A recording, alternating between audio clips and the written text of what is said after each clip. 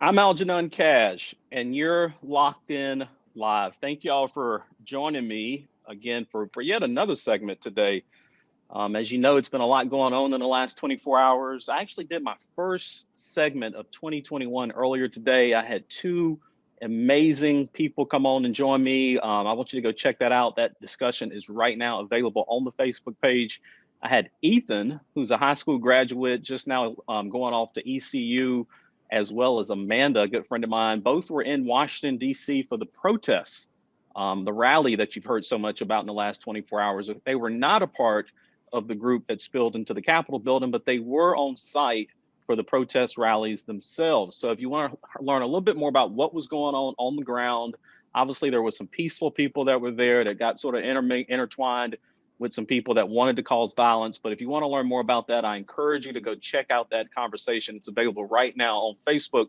But tonight, I wanted to go a little bit further. I've got a good friend of mine, Congressman Ted Budd, is joining us. He is in his car, actually making his way back from Washington, D.C. right now. Congressman, how are you tonight?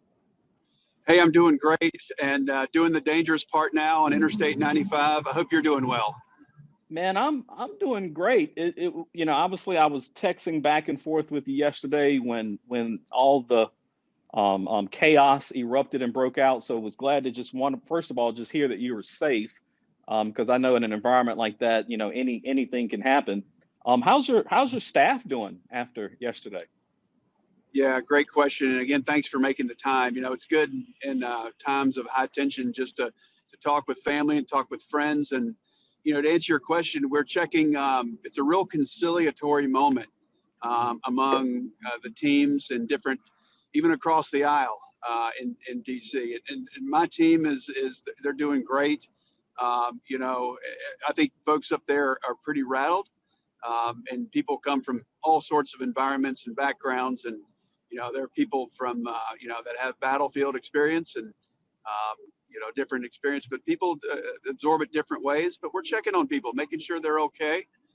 And we want to keep an eye on folks, even across the aisle, to make sure that people are okay. That's one of the things that people don't understand is we have very different opinions in Washington.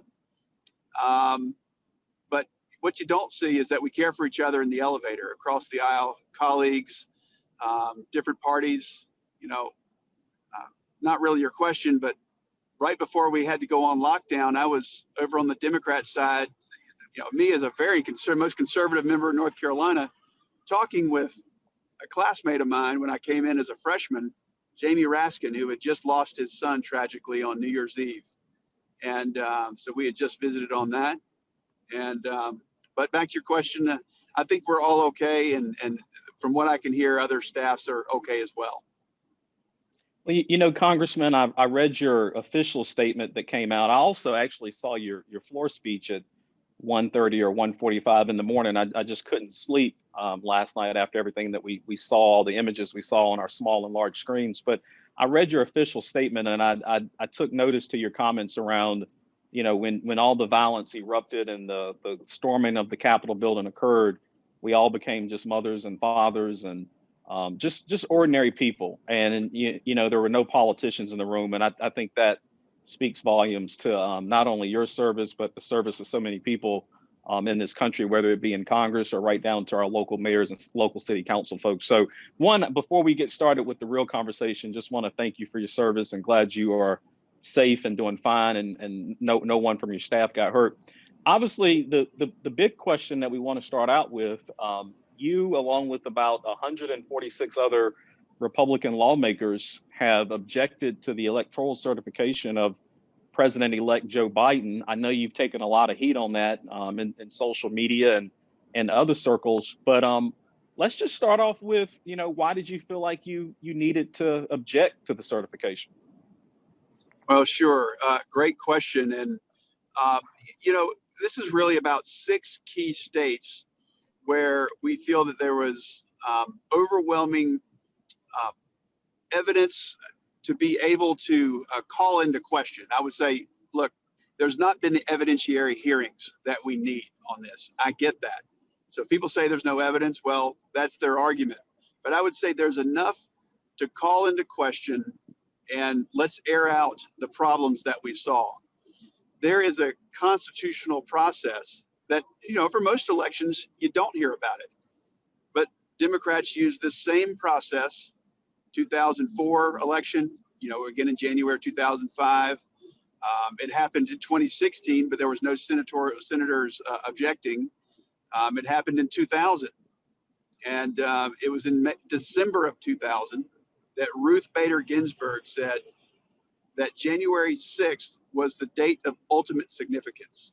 And so it was really brought back to the forefront, 20 years later, that January 6th is a time where we can call into question, and if a House member, just one House member from any state, and one senator from any state object to a particular state's electoral votes, then we separate the body. We're in a joint session with the House and the Senate, and then the vice president is moderating as the president of the Senate. When there is that joint objection, then we separate to the Senate and the House, and we debate it for an hour each side, so 2 hours total, and then we have a vote. So this wasn't about overturning an election. This was about calling into question and moving into debate, which has been done multiple times before. And there's 6 key states. I don't have listed in front of me, but Nevada, Wisconsin, Arizona, Georgia, Pennsylvania, and Michigan, I think they are. And we saw significant, distinct problems, some overlapping, but distinct problems with each one. And I'm for, and I imagine most everyone out there is for counting unless they've got a bad agenda, Algenon, but they want to count every legal vote. And that's ultimately what we were trying to get to. We don't want to take away anybody's votes. We want to make sure that votes aren't diluted and that they aren't fraudulent. And that's what we were calling into question.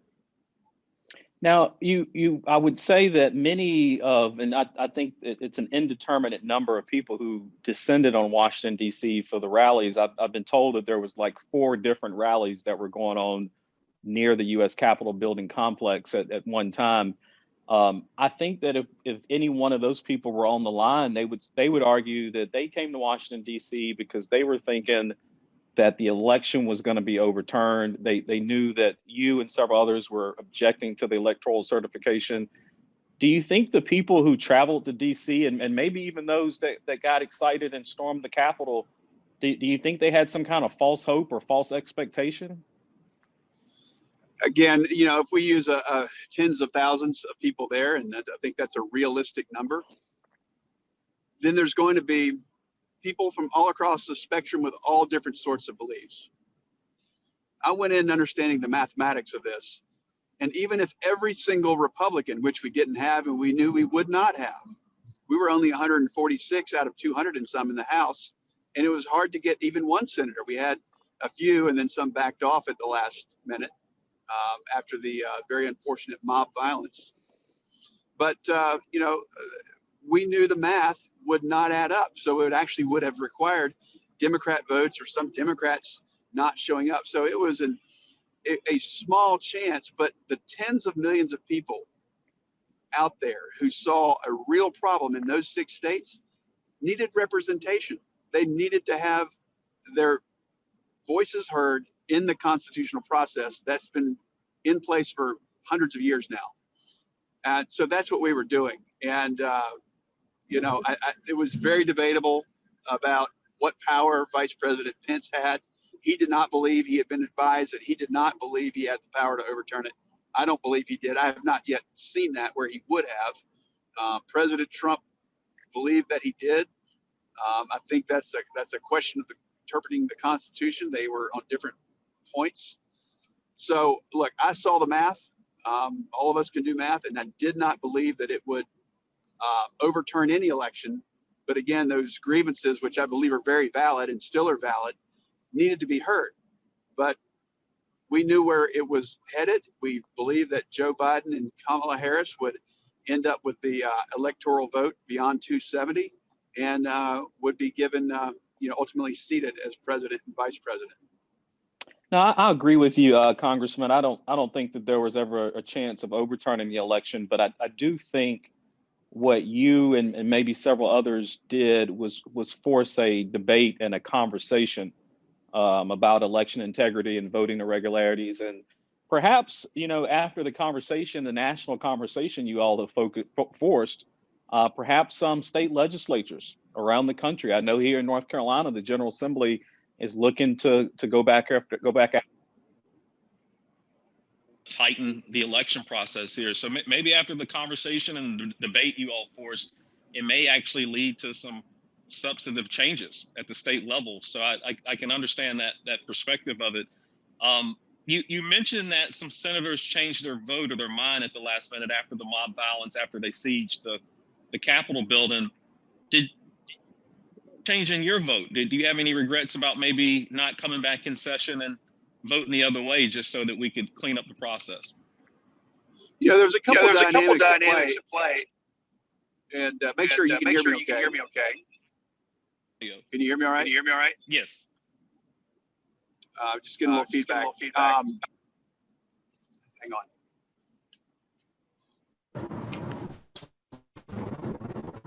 Let's see how this works. Okay, so there's a couple dynamics at play, but and sorry, this audio has been clipping in and out, and I hate to do this during the interview, but if you would repeat the question, that'd be a great help. You mentioned that some senators changed their vote after the mob sort of sieged the Capitol building, for lack of better words. At any point, did you think about changing your vote before y'all came back into session? Yeah, great question. And nothing actually changed is the truth of the matter in relation to those 6 states. So I was not going to change my vote. Most House members that I knew were not going to change their vote. And, you could compare with who signed on to the objection, which it was a required signed document presented to the vice president by the House. But some senators, I believe, they realized that they were the rarity, and they had the power to withdraw theirs and cease the debate.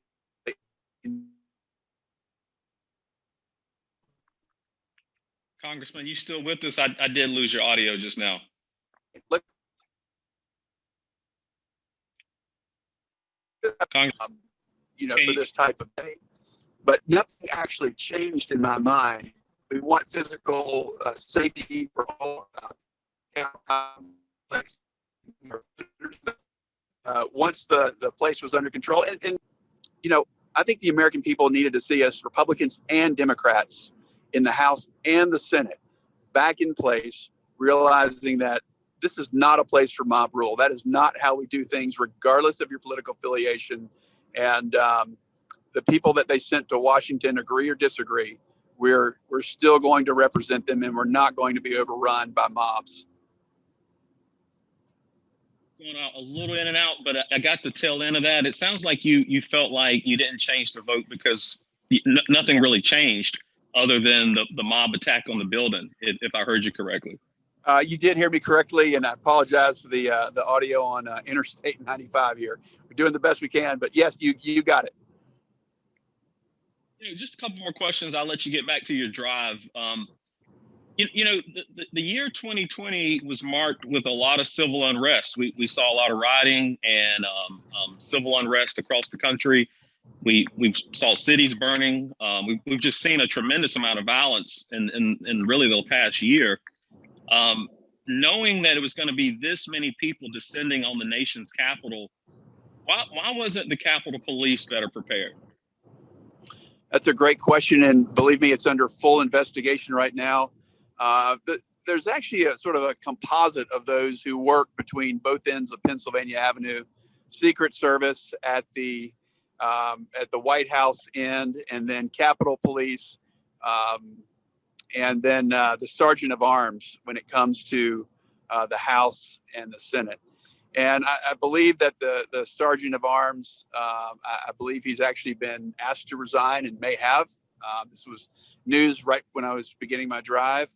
And I believe they may have even asked for the Capitol Police Chief, who hadn't been in place, but a few weeks even, has been asked to resign. And then there's going to be a full investigation. Was there lack of security measures? Were they unprepared? Were they told to stand down? And also, look, I stopped just at a gas station, and you're in Virginia, and the papers. I'm seeing what everybody else is seeing. It says, there was Trump supporters overran, but from what I saw, it was a real mix of intentions of people that came in there. I think there were people on the far fringes that were using the mob to try to incite them. We have to ask the question: was there Antifa there? When I see somebody on the Senate side with a hammer and sickle tattoo, I don't think there's a lot of hammer and sickle tattoos in the Trump supporters and rallies that I've seen over the past several years. So I think there's a real mixture of people, and not only do they need to investigate who the inciters were, and they need to be prosecuted, but they also need to figure out, what happened with the Sergeant of Arms and the Capitol Police, and make sure that this is still recognized as the people's house, that people have access to it. Now they need to secure it and maybe control the access and who gets in, especially if they have bad intent, and don't bring in flagpoles as weapons. We have a Capitol Police that's been injured, maybe even lost his eye. So we're grateful for those that were on the ground and were very protective of us. So we're grateful for that. But at the same time, you can't allow mobs, and there's some things they're going to have to do in the future. But we want to make sure everyone has access, because it is the people's house. I'll let you go. You've been so gracious with your time. You talk about reforms and restructuring, and you also mentioned the headlines that are in the newspapers across the country right now. I mean, you're right. Everyone says it was Trump supporters, it was Republicans that incited this violence in Washington, D.C. And those are the headlines. I think the party is going to have to do a little bit of soul searching to figure out, where do we go from here. Can you give us any early insight, any early predictions on the future of the Republican Party and the impact that yesterday may have on the party itself? Well, in the next 13 days, the president has indicated he is totally willing to allow a peaceful transfer of power like we've done for hundreds of years. He's going to continue that. He was waiting for that January 6th moment, as he had every right to. And now he's going to allow the next president, vice president to be seated without conflict. As we're grateful for that. As much as as a Republican as I am, we're going to have to really ask a lot of questions on the other side. And look, I think he was right to air grievances, but maybe the timing could be addressed and the tone could be addressed. I think we may want to dial down the rhetoric at certain times and make sure that while we air our grievances, we do it in the right way. As always, man, you've been a good friend. You're always very gracious with your time with me, and I just appreciate you doing this. I'm going to brag a little bit for my audience, because I do think that this is the first long form conversation that you've had since all this happened yesterday, and so I'm very grateful to be the one to be able to interview you and have this conversation. Be safe on the roads. We all obviously appreciate your service in Washington, D.C., and just stay safe out there, man. Algenon, thank you so much. You're a great friend. Look forward to talking to you soon. And have a good night. Good And night. to my audience, I appreciate y'all joining us again for this last live segment. Check me out tomorrow. I'm going to have BJ Murphy. BJ Murphy is the CEO of Magic Mile Media. He's also the publisher of the North Carolina Political News. He's also the publisher of the New Snooze. And he's a little bit of a digital media magnet right here in North Carolina. We're going to be talking about the future of the Republican Party. Again, if you're not a subscriber on YouTube, go check us out there. Make sure you go follow me on Instagram, Facebook. I'm on all the platforms. And the podcast is now available. And you can go to any one of your favorite platforms. You can go to Apple, Spotify, Stitcher, and you can subscribe to the podcast. And as always, till next time, y'all stay locked in.